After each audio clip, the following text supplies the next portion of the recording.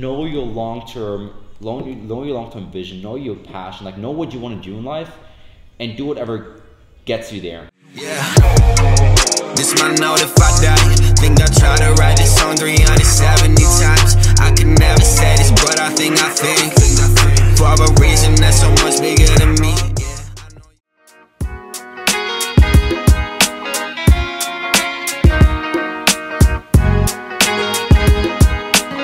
Yo, BD's here.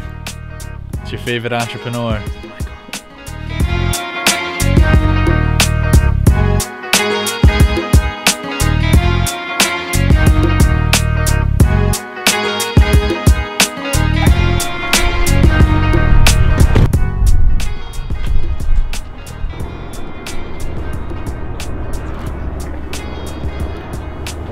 Yeah, what's up guys, it's Vex G. Life is a movie and you're the director. Spend like 30 minutes. Let's get it, we in Hollywood.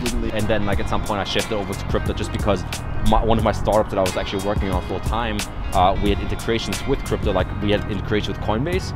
So I just every single day or like every single week I would check their website and so fuck, like, you know, Ethereum went from like what, like $8 to $20 and from $20 to $50 and I was like, fuck, I gotta get in on this. Yeah. And literally in the time of me trying to set up a Coinbase account, Ethereum went from like, I don't know, $50 to $130, so like, fuck, you know? Yeah. So and then I finally went full time on it. All right, guys, let's forget the conversation. Just enjoy the view for a second. Look at this amazing view. Yeah, sometimes when you're stuck in traffic, just remember that somebody's standing up here and enjoying the beautiful view that the stuck in traffic gives you. Oh yeah, you probably. What's up guys, so the day is almost over already, but we're just getting started actually. So it's been a long busy day in the morning, just did a lot of work, had some meetings for some of the ICOs, some consulting here in the Hollywood Hills.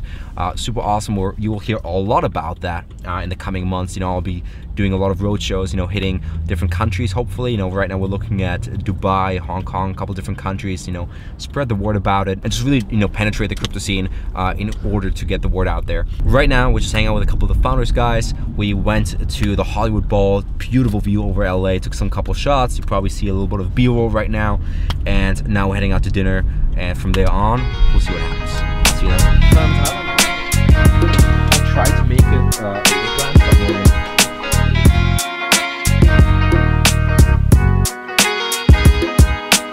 yeah, so Dark Age takes place in 2154, basically in a post-apocalyptic future based on our world. So 100 years after, the world basically falls back into the past because the energy grid and the internet have been knocked out. Basically the world turns back into the past. That's why it's called Dark Age, because this is called the digital Dark Age, where if you would take away the internet tomorrow, our whole world will basically go back to the medieval age, because we don't even know how to, you know, run a society, so it just goes back. And it takes place basically in Central Europe, where this main character grows up in a secluded city run by a dogmatic religious tyrant. So it's going back to, like, you know, the religious values and everything. And the main character basically has to leave the city for 10 years to fight some unknown enemy. And, you know, he has like family and a loved one inside the city. So he wants to fight the tyrant. And in order to do so, he has to find out what really happened in the past, because the truth of what happened in the past has been like suppressed. You know, it's always just a made up story. And so in order to fight it, he has to find out the truth. But it's a little bit like Pandora's box, where the more he finds out about the truth, the worse off he gets, so the more challenges get thrown his way. Wow. So the whole book's a little bit like, you know, rebel versus tyrant dichotomy. And right now I'm working on the prequel, because like it's not just like, because most people like they want to write a book so they can put author in their bio, but like for me it's more about like I'm actually passionate with the art of writing, and like I like, because what I told him is that I don't like nonfiction that much, because you're basically telling people, hey, this is how you should think, this is how I think the world works. I much rather present a couple different ideologies or perspectives and wrap them into narrative, make them step into the character's shoes, and then they start seeing it rather than just me telling them. It's like show versus tell. What was one of your favorite books aside from yours? Frankenstein, Mary Shelley. Okay, cool. Kind of relates to, like, you know, a lot of what I write, because my writing is always where there's not the good guy, the bad guy. What I liked about Frankenstein is that from what you always see is like, oh, the monster's bad, but like in the book, right, like he has an actual personality, and you see why he turned bad, because, like, you know, I don't know, like, right, the kid is like, he saved, like, I don't know, he saved he saved some kid, and then the dad shot at him and all that kind of stuff, you know, where it's like it was actually a good person, and like people turn out the way that people see them as.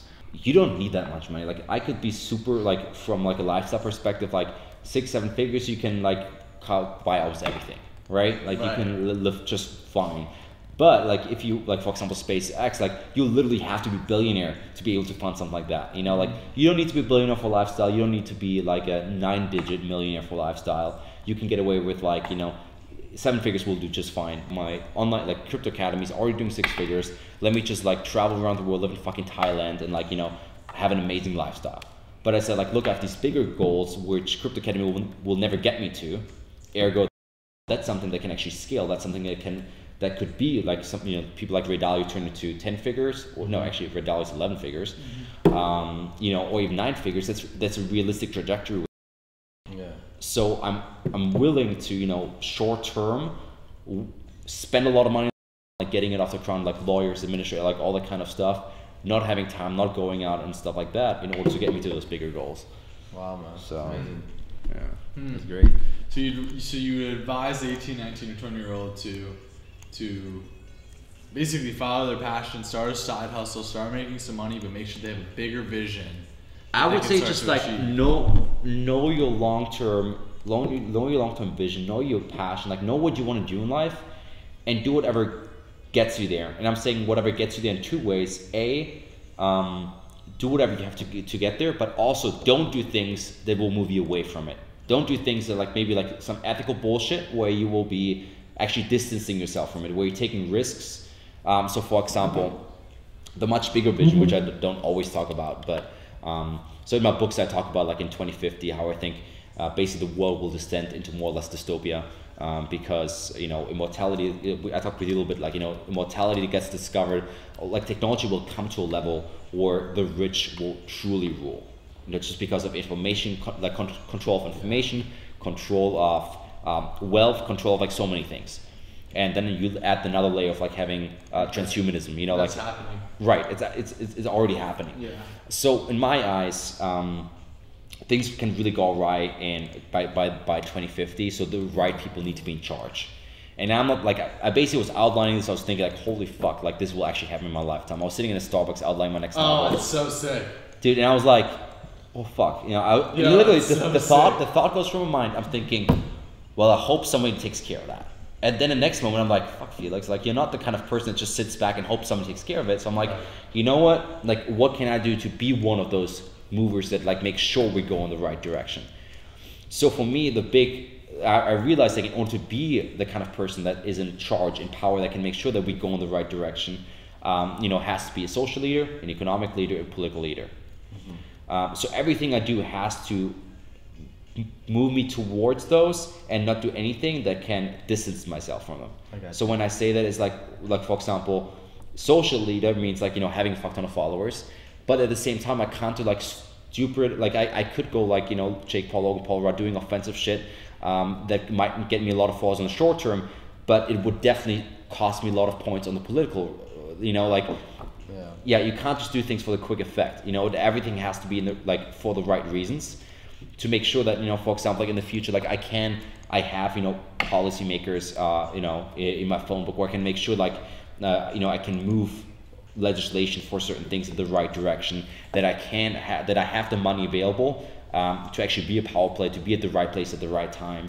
And also, you know, just to convince the masses, because I talked about this with somebody else recently, you know, when a revolution happens and you overthrow the old leaders, it's not that we replace the bad leader with the good leader, we replace the bad leader with the next leader. Like whoever's the loudest voice right after and people listen to them, they'll follow that. Sometimes it's even the worst person than before. Yeah. So I want to make sure that I have a loud enough voice that whoever the next person is, doesn't have to be me, that it can just warn, like, you know, that I say like, I can promote the right person. Hey, sure. Never considered that. Okay.